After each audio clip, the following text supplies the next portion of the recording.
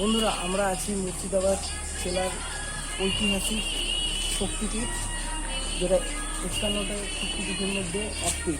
মন্দিরগুলো আপনাদেরকে ঘুরে ঘুরে দেখায়।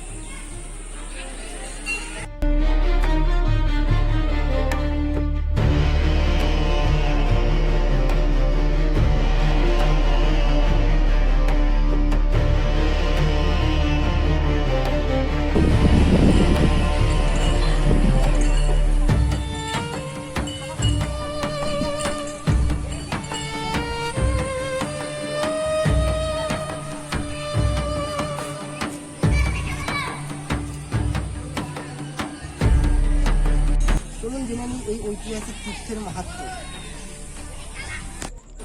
হিন্দু পুরাণ অনুযায়ী রাজা দক্ষের যজ্ঞে অপমানিত হয়ে দেবী সতী আত্মঘাতী দেন। শোকে মহাদেবের সতীর দেহ কাঁধে নিয়ে তাণ্ডব শুরু করলে সৃষ্টিকে রক্ষা করতে ভগবান বিষ্ণু সুদর্শন চক্র দিয়ে সতীর দেহ খণ্ডিত করেন।